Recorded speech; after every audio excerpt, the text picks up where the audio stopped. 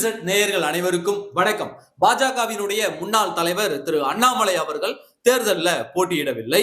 பாஜகவினுடைய அந்த போட்டியிடக்கூடிய வேட்பாளருடைய பெயர் பட்டியல் இன்றுதான் வெளியானது. 27 இடங்கள்ல யார் யார் போட்டியிட போறாங்கன்ற அந்த பெயர் பட்டியல் வெளியாயிருக்கு. அதுல அண்ணாமலையினுடைய பெயர் இல்லை. ஏன் இவ்வளவு காலதாமதம்? அதாவது அதிமுகவிடம் 27 இடங்கள் வாங்கி 2 வாரங்கள் கழித்து இப்பதான் பெயர் பட்டியல வெளியிடுறாங்க. ஏன் இவ்வளவு காலதாமதம்? எதற்காக அண்ணாமலை போட்டியிடவில்லை? அண்ணாமலையினுடைய பெயர் இந்த வேட்பாளர் பட்டியலில் எதற்காக இல்லை? இதை குறித்து பரவக்கூடிய வதந்திகள் என்ன என்ன என்பதை பற்றி இந்த காணொலியில நாம் இன்றைக்கு பார்க்க போகிறோம். இதுவரைக்கும் நம்முடைய இந்த புதிய சேனலை நீங்க சப்ஸ்கிரைப் பண்ணாம இருந்திருந்தா மறக்காம சப்ஸ்கிரைப் பண்ணிடுங்க. அப்படியே பக்கத்துல இருக்க அந்த பெல் சிம்பலையும் கிளிக் பண்ணிட்டீங்கன்னா நாம போடக்கூடிய வீடியோக்கள் உடனடியாக உங்களை சேரும். நம்முடைய சேனலை பார்க்கக்கூடிய கிட்டத்தட்ட 80% பேர் சப்ஸ்கிரைப் பண்ணாம பாத்துக்கிட்டு இருக்கீங்க. மறக்காம சப்ஸ்கிரைப் பண்ணிடுங்க. அப்பதான் நாம கூட போடக்கூடிய வீடியோக்கள் உடனடியாக உங்களுக்கு நோட்டிபிகேஷனாக சேரும். சரி, அண்ணாமலை அவர்கள் இந்த தேர்தலில் அவருக்கு இடம் கிடைக்கவில்லை.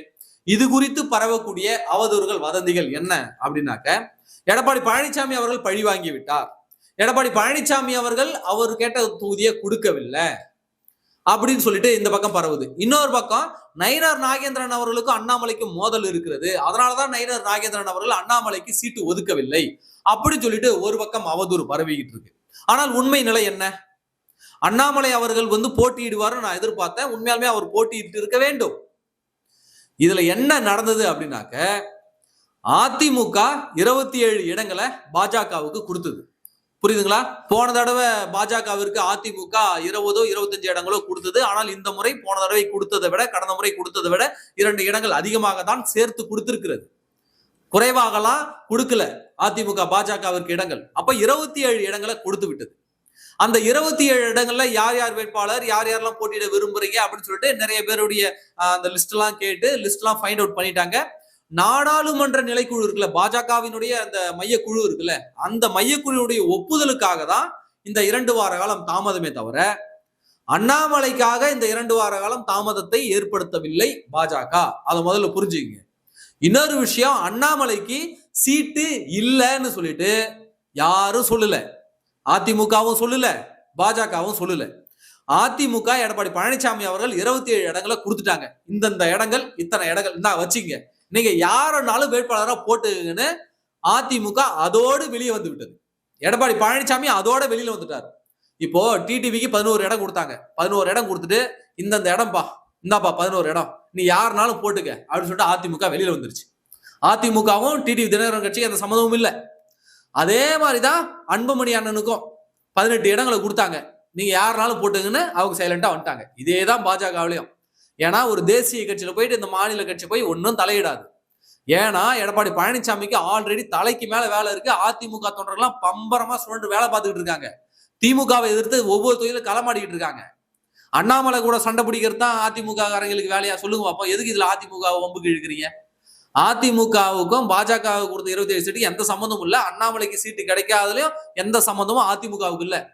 அதிமுக திமுகவை அடிச்சுக்கிட்டு இங்க தேர்தல் காலத்துல வேலை செஞ்சுட்டு இருக்காங்க. அண்ணாமலையை பாக்குறது அதிமுகவுக்கு வேலையா? சொல்லுங்க பாப்போம். நீங்களா ஏதாவது கதையை கட்டிட்டு இருக்க கூடாது.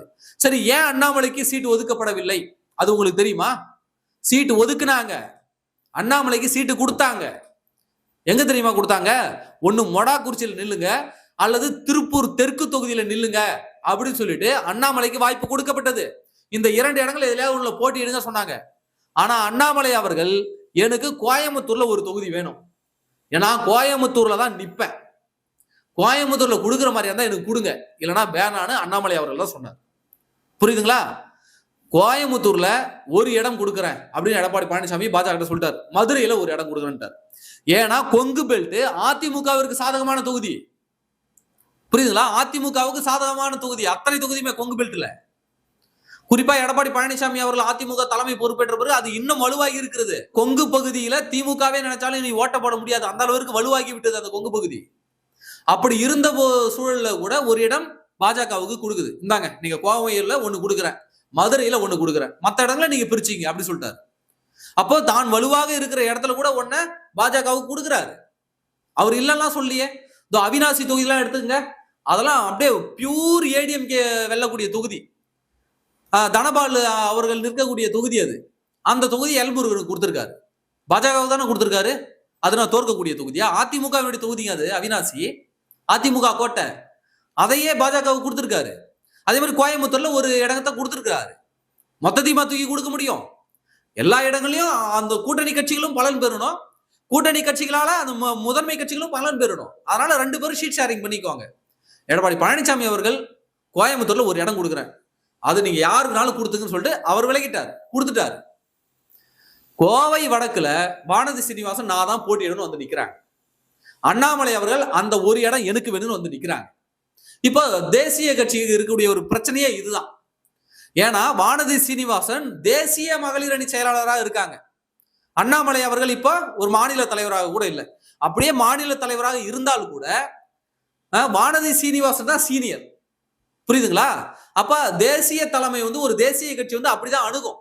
சீனியர் தான் முதல்ல முக்கியத்துவம் கொடுப்பாங்க, அதற்கு பிறகுதான் ஜூனியர்.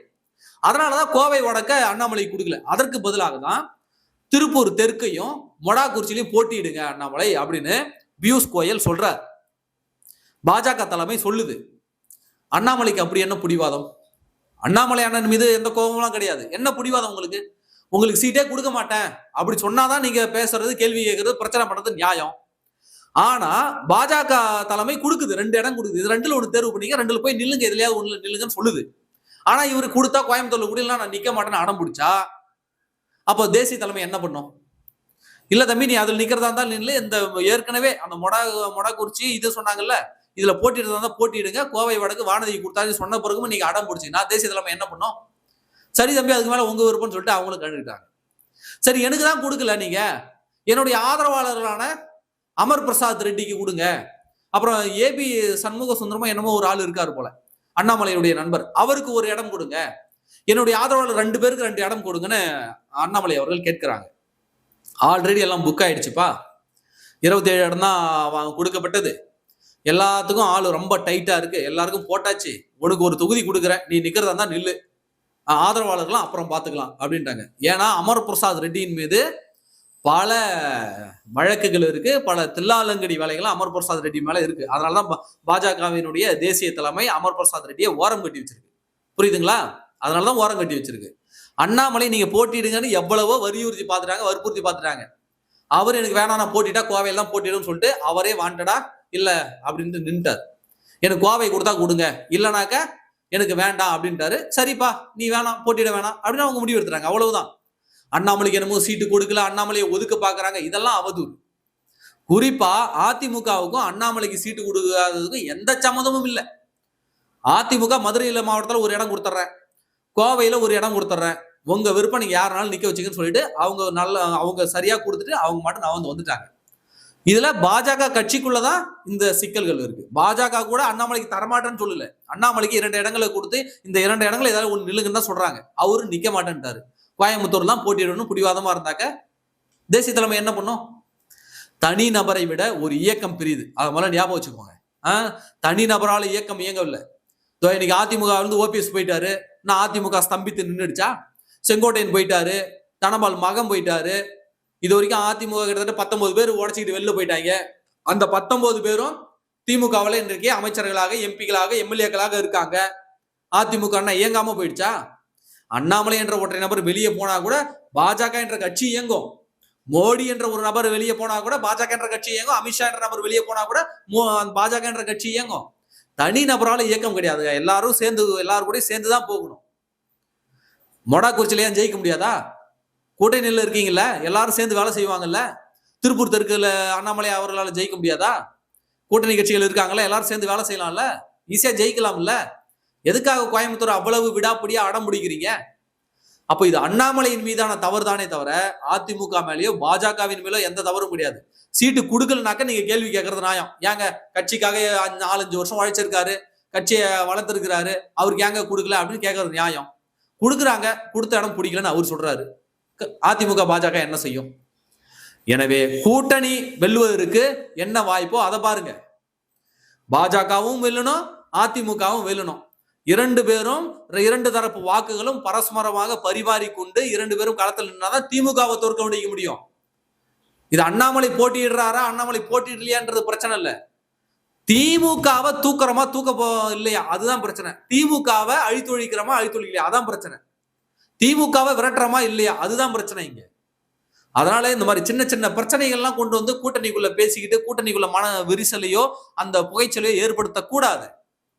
இங்க பெரிய பிரச்சனை எது? அவருக்கு சீட்டு கொடுக்கல, அவர் போட்டியிடலன்றதா? திமுக என்ற சக்தியினுடைய ஒரு நாசகார ஆட்சி இந்த தமிழ்நாட்டில் நடந்துட்டு இருக்கு, தமிழ்நாட்டை சீரழிச்சிட்டு இருக்கு. அதை தூக்கி வெளியில போடணும். அதுதான் இங்க மிகப்பெரிய பிரச்சனை. அந்த பிரச்சனையை மையப்புள்ளியை நோக்கி அனைவரும் சேர்ந்து பணியாற்றுங்க. திமுகவை தூக்கி வெளியே போடுவோம். அவ்வளவுதான். நன்றி.